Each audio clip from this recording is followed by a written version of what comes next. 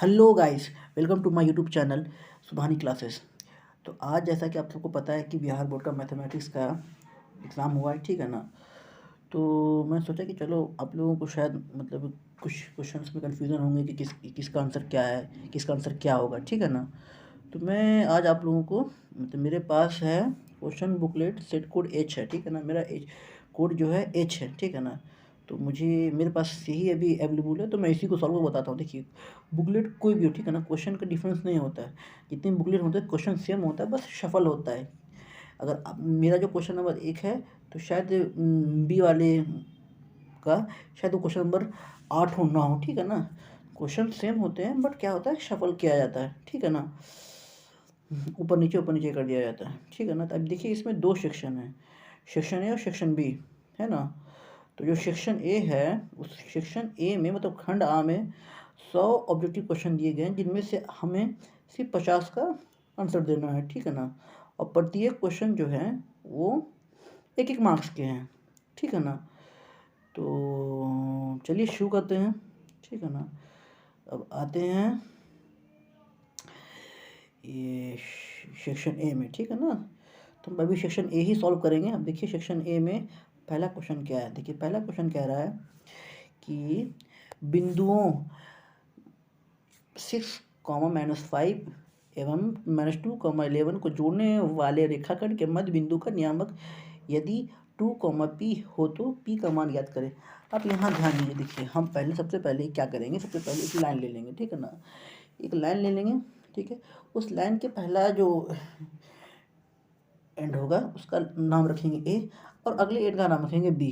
तो ए का जो कोऑर्डिनेट है वो दिया हुआ 6, -5, ठीक है ना।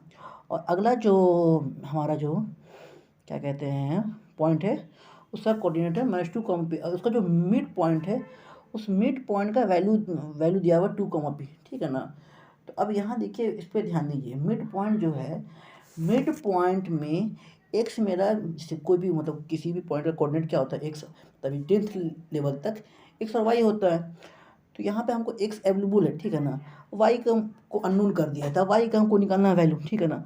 अब किसी भी मिड पॉइंट निकालने का फॉर्मूला क्या होता है, x is equal to x1 + x2/2, y is equal to y1 + y2/2, ठीक है ना। तो यहाँ पे मेरा एक्स दिया है, एक्स पे दिमाग लगावे नहीं करना है, इस पर दिमाग लगाना है, वाई वाले पे दिमाग लगाना है, ठीक है ना। तो वाई का फॉर्मूला क्या होता है, y1 + y2/2, ठीक है ना। देखिए अब यहाँ पे y1 का वैल्यू कितना है, y1 का वैल्यू हो गया -5 प्लस y2 का वैल्यू कितना हो गया 11। अब बाई 2, तो -5 में -5 + 11, तो उसको आप जब सम कीजिएगा तो उसका आ जाएगा 6/2 इज इक्वल टू 3। तो y का वैल्यू कितना हो गया 3। तो जो कोऑर्डिनेट मतलब जो पॉइंट P है, उसका कोऑर्डिनेट क्या है 2, P। तो 2 और P का वैल्यू कितना हो जाएगा 3। तो क्या हो जाएगा उसका कोऑर्डिनेट 2, 3। चलिए 2, 3। अब आते हैं तो आंसर क्या हो जाएगा, आंसर हो जाएगा आपको जाके बी ऑप्शन 3 हो जाएगा। चलिए अब आते हैं यहाँ पे। देखिए सेकंड क्वेश्चन क्या कर रहा है, the ordinate of the points -6, -7 is. अब देखिए ऑर्डिनेट जो होता है ना वो हमेशा वाई एक्सिस होता है, ठीक है, और एब्सिस जो होता है वो एक्स एक्सिस होता है। तो यहाँ पे देखिए, यहाँ पे कोई भी पॉइंट दिया रहेगा, पहला वाला एक्स होता है, सेकंड वाला वाई होता है। तो यहाँ पे क्या बोला, ऑर्डिनेट बोला, तो क्या हो जाएगा ऑर्डिनेट -7 हो जाएगा। तो क्वेश्चन नंबर 2 का आंसर क्या हो जाएगा -7 एग्जैक्टली। चलिए आगे बढ़ते हैं। अब क्या है, क्वेश्चन नंबर 3 है। देखिए क्वेश्चन नंबर 3 क्या कर रहा है, क्वेश्चन नंबर 3 कह रहा है कि the equation of x axis. देखिए अभी ध्यान रखिएगा एक चीज़, जहाँ बोल दे एक्स एक्सिस, एक्स एक्सिस का मतलब होता है एक्स तो रहेगा ही रहेगा, वाई क्या हो जाएगा 0 हो जाएगा, ठीक है ना। वाई क्या हो जाएगा 0 हो जाएगा। तो यहाँ पे क्या हो जाएगा, इसका आंसर 3 का हो जाएगा बी। क्या हो जाएगा 3 का आंसर बी। अब आइए क्वेश्चन नंबर 4 में। क्वेश्चन नंबर 4 क्या कह रहा है, क्वेश्चन नंबर 4 है sec² 10 डिग्री -cot² 80 डिग्री का वैल्यू कितना होगा। अब यहाँ देखिए, दोनों में हम चाहें तो सेक को कन्वर्ट कर सकते हैं, हम चाहें तो कॉट को भी कन्वर्ट कर सकते हैं। आप दोनों में से किसी एक को कन्वर्ट करके बनाइए, आपका आंसर आ जाएगा। तो चलिए हम पहला सेक को हम कन्वर्ट करते हैं, ठीक है ना। तो sec² 10 डिग्री को हम ऐसे लिख सकते हैं ना, sec² 90 - 80 डिग्री, ठीक है ना। फिर और साथ में क्या था, -cot² 80 डिग्री था, ठीक है ना। अब sec² 90 डिग्री मतलब sec 90 डिग्री थीटा कितना होता है, cosec थीटा होता है। तो यहाँ कितना हो गया cosec² 80 डिग्री। अब साथ में क्या था, माइनस कॉट स्क्वायर 80 डिग्री, तो cosec square theta minus cot square theta क्या होता है, 1 होता है। कितना होता है, 1। तो 4 का आंसर क्या हो जाएगा, ए। क्या हो जाएगा, ए। चलिए 4 का आंसर ए हो जाएगा। अब आते हैं क्वेश्चन नंबर 5 पे। क्वेश्चन नंबर 5 क्या है, क्वेश्चन नंबर 5 है, if coordinates of the vertices of triangle are -1, 0, 5, -2 and 8, 2, then coordinates of its centroid are. ठीक है ना। अब देखिए यहाँ पे सबसे पहले क्या करेंगे, सबसे पहले एक ट्रायंगल बनाएंगे। क्या बनाएंगे, ट्रायंगल बनाएंगे। ट्रायंगल में हम ये क्या कहते हैं, सारे जितने भी इसके वर्टिसेस हैं सबका नाम दे देंगे। पहला का नाम रखेंगे ए का कोऑर्डिनेट कितना, -1, 0। दूसरे का बी रख देंगे, बी का कोऑर्डिनेट कितना, 5, -2। तीसरे का हम सी रख देंगे, सी का कितना है, 8, 2। ठीक है ना। अब देखिए कोई भी पॉइंट, मतलब यहाँ पे क्या कह रहा है कि उस ट्रायंगल का सेंट्रॉइड निकालने हैं। अब देखिए ट्रायंगल का सेंट्रॉइड निकालने का फॉर्म देखो, मतलब सेंट्रॉइड बोल रहे हैं यहाँ पे, वो एक पॉइंट है। तभी 10 तक में क्या होता है, सिर्फ एक्स और वाई होता है पॉइंट। ठीक है ना।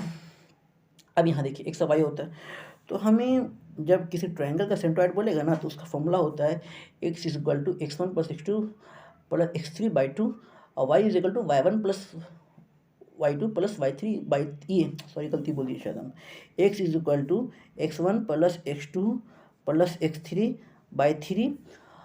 उसके बाद y का फॉर्मूला होता है y = y1 + y2 + y3/3। ठीक है ना, 3 होता है। अब यहाँ पे आप सिंपल जितने भी ये x1 x2 x3 के वैल्यू है उसको पुट कीजिए, 3 से डिवाइड कीजिए, y1 y2 y3 की वैल्यू है उसको पुट कीजिए, उसको डिवाइड कीजिए, आंसर आ जाएगा आपका कोऑर्डिनेट। तो 5 का आंसर हो जाएगा, देखिए तो 5 का आंसर हो जाएगा क्या, बी हो जाएगा। बी क्या हो जाएगा, 4, 0। कितना हो जाएगा, 4, 0। चलिए अब आगे बढ़ते क्वेश्चन नंबर 6 पे। क्वेश्चन नंबर 6 क्या कह रहा है, देखिए आपको बता रहे हैं क्वेश्चन नंबर 6 क्या कह रहा है। क्वेश्चन नंबर 6 कह रहा है, if radius of a circle is 7 centimetre then perimeter of its semi circle is. देखिए अब देखिए ये पैरामीटर ऑफ सेमी सर्किल क्या होता है, r × π+2। क्या होता है, r × π+2। r हो गया रेडियस, तो रेडियस तो ऑलरेडी इसमें गिवन है, तो रेडियस अब हम सब उस फॉर्मूला में हम पुट करेंगे। तो रेडियस का वैल्यू 7 ब्रैकेट पाई के वैल्यू 7 +2।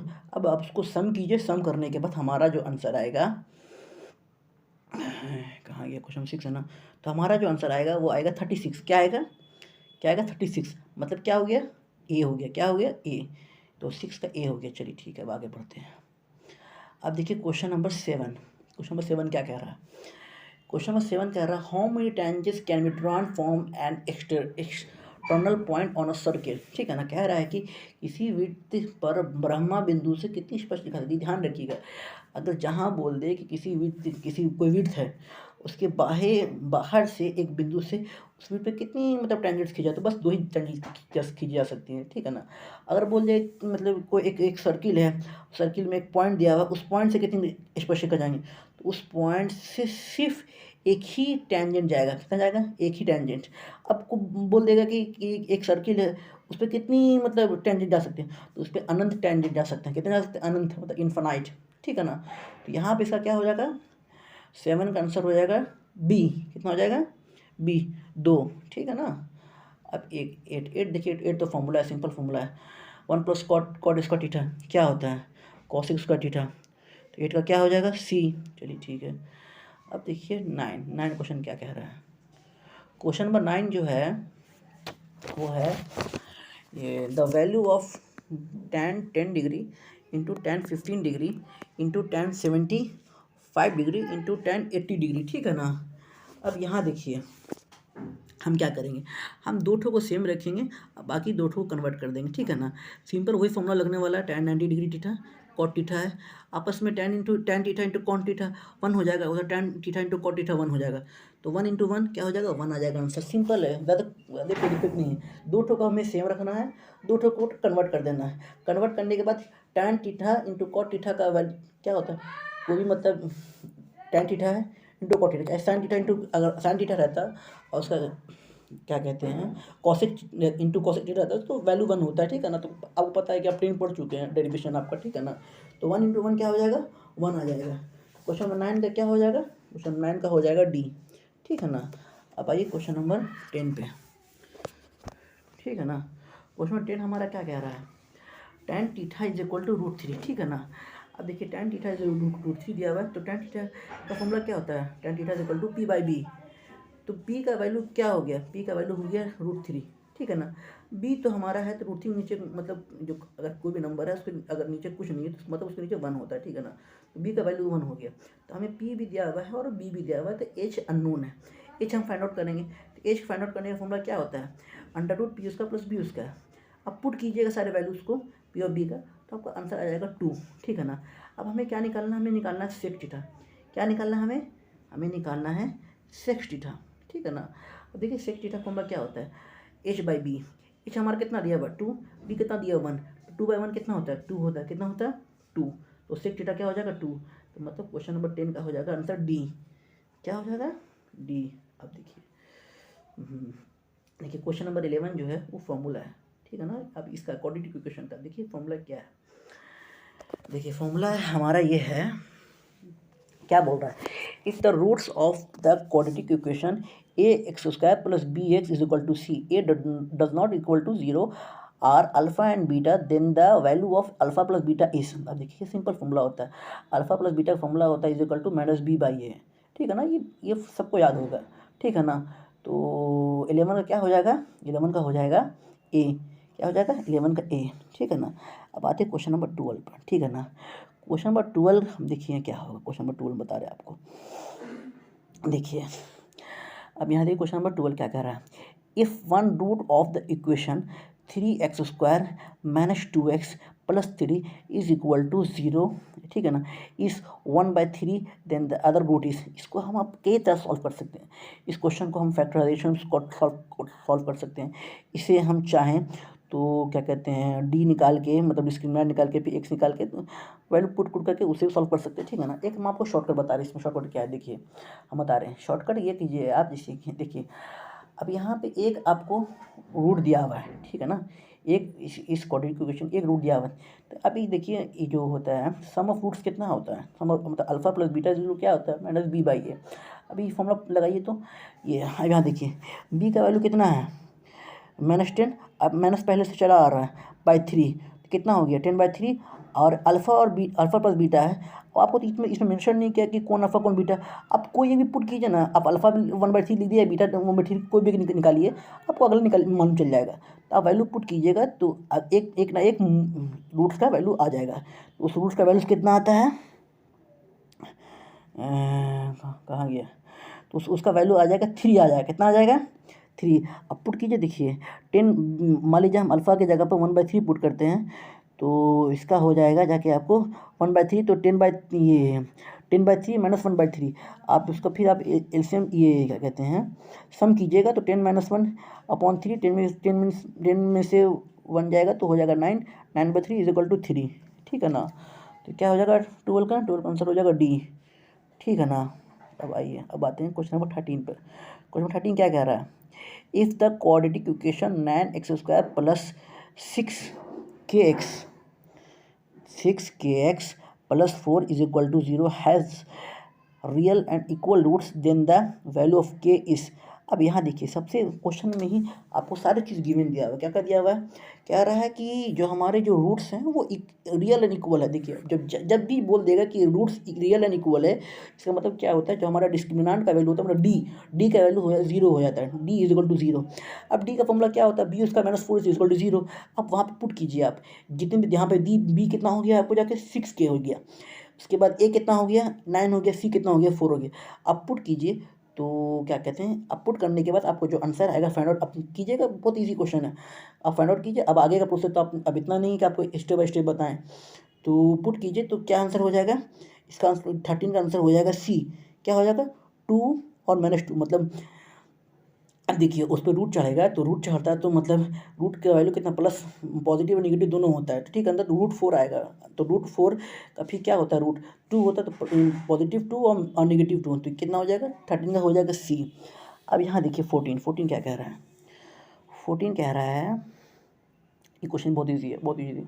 देखिए क्या क्या है 14 question, the product of the roots of quadratic equation 4y² + 4y +1 is equal to 0, ठीक है ना। अब देखिए क्या बोल रहा है, प्रोडक्ट बोल रहा है। अब ये एक फॉर्मूला है, ठीक है ना।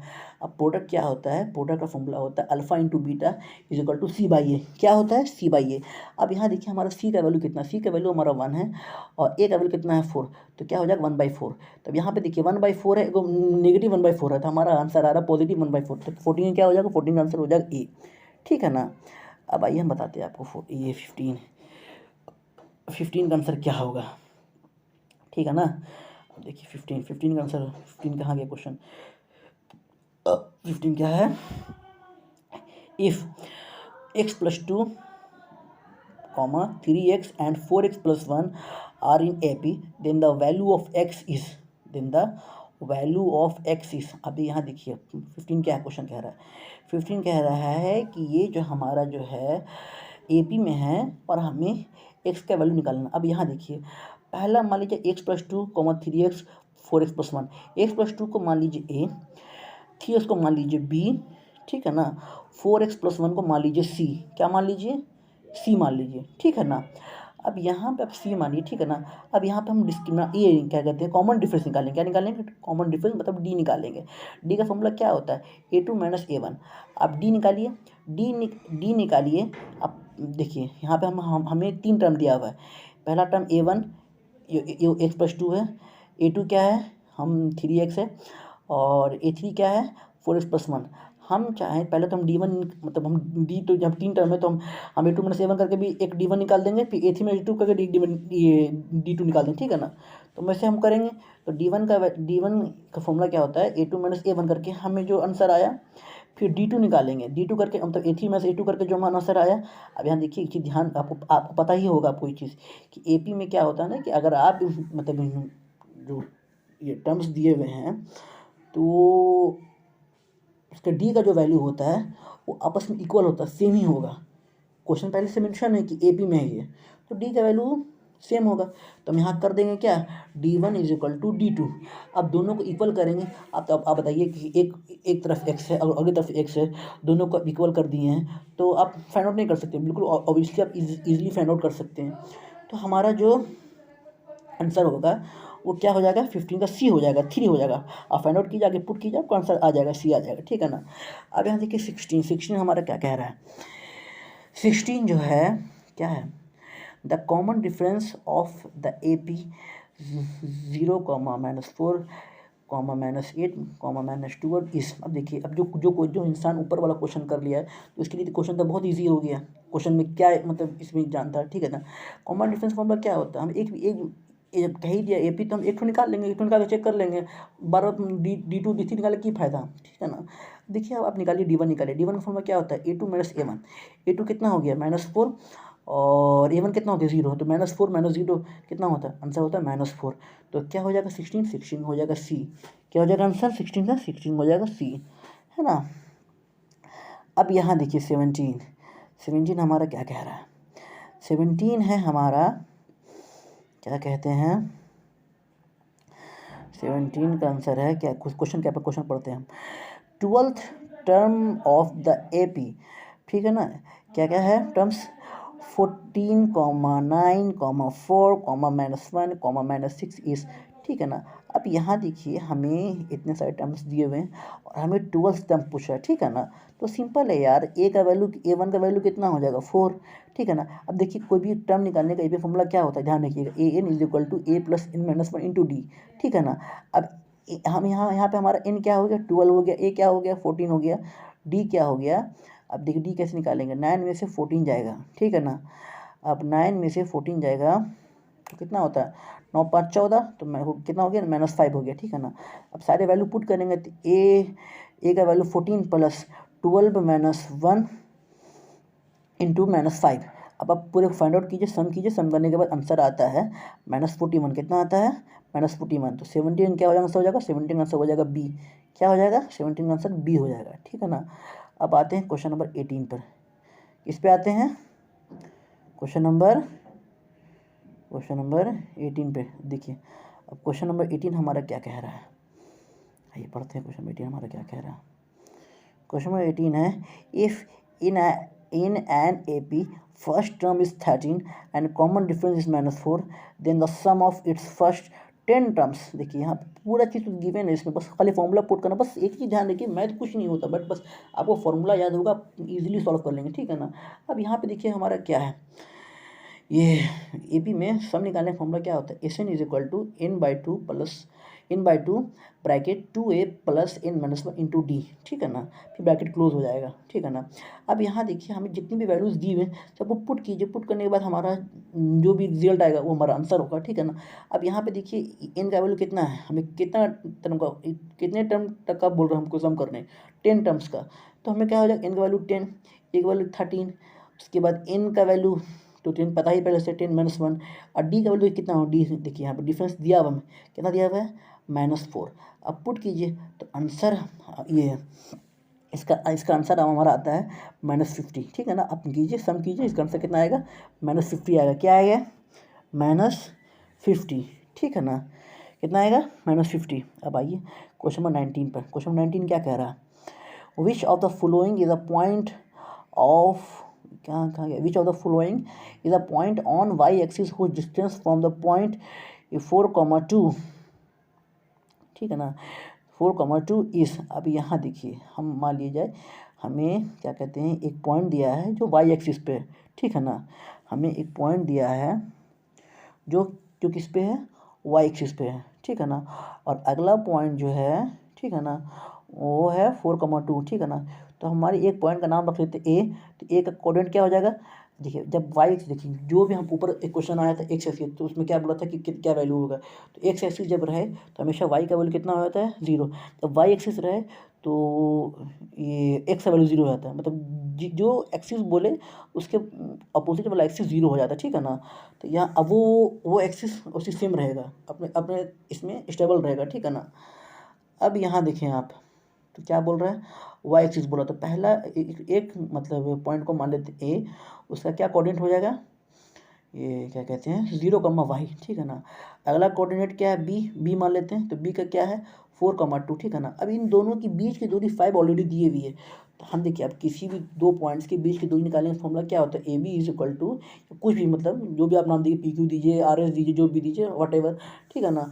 अब फॉर्मूला क्या होता है, तो AB का whole square is equal to x2 - x1 का whole square plus y2 - y1 का होल स्क्वायर, ठीक है ना। अब वहाँ से पुट कीजिए, आपको वहाँ से वैल्यू y का वैल्यू मिल जाएगा। हमें ऑलरेडी क्या फाइंड करना था, हमें सिर्फ y का वैल्यू ही फाइंड करना था ना, क्योंकि a में तो x तो 0 है, y अननोन था, तो आप फाइंड आउट कीजिए, फाइंड आउट करके इसका आंसर आएगा, y का वैल्यू हो जाएगा -1, ठीक है ना। y का वैल्यू कितना हो जाएगा, -1, 0 तो पहले से दिया हुआ था और y का वैल्यू -1 आ गया, तो क्या हो जाएगा 19 का आंसर, 19 का आंसर हो जाएगा B, 0, -1। चलिए 19 क्या हो जाएगा, 19 हो जाएगा B, है ना। अब आते हैं क्वेश्चन नंबर 20 पे। क्वेश्चन नंबर 20 क्या है, हम आपको बता रहे हैं क्वेश्चन नंबर 20 क्या है। ये क्वेश्चन नंबर 20 जो है वो है, कहाँ गया, if R 5,6 is the midpoint of the line segment AB joining the points A, 6,5 and B, 4,y, then the value of y is, देखिए ये बहुत ईजी क्वेश्चन, बहुत ईजी। देखिए क्या कह रहा है ना कि A एंड B जो है वो एक लाइन सेगमेंट है, ठीक है ना, उसका जो मिड पॉइंट भी दिया हुआ है, ठीक है ना। अब देखिए मिड पॉइंट का पहले अगर ऊपर क्वेश्चन में क्या क्वेश्चन था कि हमें मिड पॉइंट में फाइंड आउट करना था, ठीक है ना, हमें क्या फाइंड आउट करना था, मिड पॉइंट फाइंड आउट करता है, पर इसमें मिड पॉइंट ऑलरेडी दिया हुआ है और ये दोनों कोऑर्डिनेट दिया हुआ, पर दोनों कोऑर्डिनेट में से एक कोऑर्डिनेट का वाई जो कोऑर्डिनेट है वो अननोन कर दिया है। तो भाई आप देखिए, अब किसी भी लाइन सेगमेंट का मिड पॉइंट निकालने का फॉर्मूला क्या होता है, x is equal to x1 + x2/2, y is equal to y1 + y2/2, ठीक है ना। अब देखिए यहाँ पे हमको x से क्या मतलब, x तो ऑलरेडी दिया हुआ है, ठीक है ना, बी पॉइंट में हमको x का वैल्यू तो 4 दिया हुआ, तो हमको x से कोई मतलब ही नहीं है। अब हमें y पे ध्यान देना, ठीक है ना। तो y मिड पॉइंट का फॉर्मूला क्या आता है, y is equal to y1 + y2/2। अब देखिए y का वैल्यू दिया हुआ ऑलरेडी मिड पॉइंट में 6 दिया हुआ है ना, तो 6 रखेंगे। y1 का वैल्यू कितना है, यहाँ देखिए आप, y1 का वैल्यू है 5, अब प्लस y2 का वैल्यू कितना है, y, 5 + y/2। अब आप इसको आप सॉल्व कीजिए, ठीक है ना। तो सॉल्व करके हमारा आंसर आ जाएगा 7 आ जाएगा। तो 20 क्या आ जाएगा, 20 का आपको बी हो जाएगा, कितना हो जाएगा बी। अब आइए क्वेश्चन नंबर 21 पर, किस पे आते हैं, क्वेश्चन नंबर 21 पे। क्वेश्चन नंबर 21 क्या कह रहा है हमारा, median of 7 comma 3 7 comma 3 comma minus ये comma 5 comma 8 comma 6 comma 10 comma 9 comma 12, ठीक है ना। सबसे पहले जब आप क्वेश्चन को बनाने लगे तो अगर मतलब ये अनक्लासिफाइड मीडियन रहे तो सिंपल आप सबसे पहला काम ये करें कि सबसे पहले इसको असेंडिंग ऑर्डर में अरेंज करें, ठीक है ना। आप असेंडिंग ऑर्डर में अरेंज करेंगे तो यहाँ पे क्या हो जाएगा, 3 है सबसे छोटा, उसके बाद 5 6 7 8 9 10 फिर 12, ठीक है ना। तो अरेंज कर दिए। अब यहाँ देखिए एन का वैल्यू जो हमारा है, देखिए 1 2 3 4 5 6 7 8 मतलब एन का वैल्यू 8 हो गया, मतलब हमारा एन इवन हो गया। अब देखिए मीडियन निकालने का इवन में फॉर्मूला क्या, अनक्लासिफाइड में इवन का फॉर्मूला क्या होता है, 1/2 भी, फिर मंथली ब्रैकेट, जो ब्रैकेट लीजिए मंथली ब्रैकेट, ये एक मिनट क्या बोला है, मीडियन इज इक्वल टू ये 1/2 फिर मंथली ये कोई भी ब्रैकेट दीजिए मंथली ब्रैकेट, फिर n/2 TH प्लस n/2 + 1, जो n/2 + 1 है उसको फिर स्मॉल ब्रैकेट से घेर दीजिए, फिर जो जहाँ से ब्रैकेट शुरू होती फिर वो ब्रैकेट को एंड क्लोज कीजिए, ठीक है ना। अब यहाँ पे हमारा जो यहाँ पे हमारा जो n है वो 8 हो जाएगा, ठीक है ना। अब वहाँ पे आप पुट कीजिए n का वैल्यू, ठीक है ना। n का वैल्यू पुट करने के बाद हमें जब सॉल्व करेंगे तो एक आएगा 4th टर्म, एक आएगा 5th टर्म बाई 2। तो हमारा जो 4th टर्म है, हम असेंडिंग ऑर्डर में ऊपर जो क्वेश्चन है उसमें तो मतलब अरेंज नहीं है ना, ठीक है ना, उससे आपको आंसर नहीं आएगा। आपको अरेंज करने के बाद उसमें आपको शुरुआत से लेकर 4th टर्म काउंट करना है, फिर शुरुआत से लेकर 5th टर्म काउंट करना है। दोनों काउंट करने के बाद जो जो वैल्यू है उस वैल्यू को पुट करना है, बाई 2 करना है। तो हमें वैल्यू पुट करने के बाद जो हमारा आंसर आता है वो आता है 7.5 आता है, ठीक है ना। तो 21 का क्या हो जाएगा आंसर, 21 का आंसर हो जाएगा बी। क्या हो जाएगा बी। देखिए 22 का हमारा क्या कह रहा है, 22 हमारा है, what is the mode of 9 3 4 7 2 9 6 7 9 9, ठीक है ना। हमें मोड का वैल्यू फाइंड आउट करना। देखिए अनक्लासिफाइड में क्या होता है ना, मोड का फॉर्मूला होता है, मोड नंबर ऑफ ये मैक्सिमम नंबर ऑफ फ्रीक्वेंसी जिसकी होगी वो हमारा मोड होगा, ठीक है ना। देखिए मैक्सिमम नंबर ऑफ फ्रीक्वेंसी किसकी है, देखिए यहाँ पे किसकी है, देखिए वॉट्स देखिए 9 की है, ठीक है ना, क्योंकि 9 देखिए 1 ये 1 9 फिर 2 फिर 3 1 4, तो 9 कितनी बार आया है, 4 बार आया है। तो हमारा क्या हो जाएगा मोड हो जाएगा हमारा 9। तो 22 का क्या हो जाएगा, डी हो जाएगा 9, ठीक है ना। अब देखिए 23 हमारा क्या है, 23 कह रहा है हमारा विच of the following is a prime number, क्या कह रहा है, which of the following is a prime number. देखिए प्राइम नंबर किसे कहते हैं, ये प्राइम नंबर किसे कहते हैं, जिसका फैक्टर 2, इसका फैक्टर 2 मतलब कोई नंबर है वो 1 से कटे और खुद से कटे, ठीक है ना, जिसका फैक्टर 2 हो, ठीक है ना। तो अब यहाँ देखिए 27 का फैक्टर 2 से ज़्यादा होता है, 35 का 2 से ज़्यादा होता है, 56 का 2 से ज़्यादा होता है। तो क्या हो गया इसका आंसर 23 का होगा सी, क्या हो जाएगा 13, ठीक है ना, क्या हो जाएगा 13। अब आइए क्वेश्चन नंबर 24 क्या कह रहा है, देखिए अब 24 का क्या होगा, if the mean of a frequency distribution is 8.9 and its median is 9 then its mode is, है ना। तो देखिए हमें क्या बोल रहा है, हमें मोड फाइंड आउट करने बोल रहा है, ठीक है ना। अब देखिए मोड का फॉर्मूला क्या होता है, ठीक है ना, हम आपको शॉर्टकट फॉर्म बता रहे हैं। मोड का फॉर्मूला होता है 3, जब मीडियन और मोड दोनों दिया रहे डायरेक्ट सिंपल एक इस फॉर्मूला पुट कर दीजिए, आपका आंसर आ जाएगा। फॉर्मूला क्या है, 3 मीडियन - 2 मीन। देखिए अब 3 मीडियन - 2 मीन ये फॉर्मूला है, आप वैल्यू पुट कीजिए। वैल्यू पुट करने के बाद हम जो ये वैल्यू आएगा वो हमारा आंसर आएगा। तो आप पुट करने के बाद हमारा आंसर आता है 9.2, तो क्या हो जाएगा 24 का आंसर हो जाएगा सी, ठीक है ना। अब यहाँ देखिए हमें क्या कह रहा है, ये 25 आगे बढ़िए, 25 क्या है, अर्थमेटिक मीन ऑफ 19 एंड 25। हमें कह रहा है कि हमें 19 और 25 का अर्थमेटिक मीन फाइंड आउट करना, ठीक है ना। सिंपल कुछ नहीं कर रहा हमें 19 + 25 को ना बाई 2 कर देना, ठीक है ना। अब 19 + 25 को ऐड कीजिए, ठीक है ना। ऐड करने के बाद हमें जो आंसर आता है वो हमारा आंसर हो जाएगा। तो ऐड करने के बाद जो सॉल्व कीजिएगा तो आंसर आएगा 22। तो 25 ये 25 का क्या आंसर हो जाएगा 22, ठीक है ना, मतलब बी। चलिए अब देखिए, तो गाइस बस इतना ही।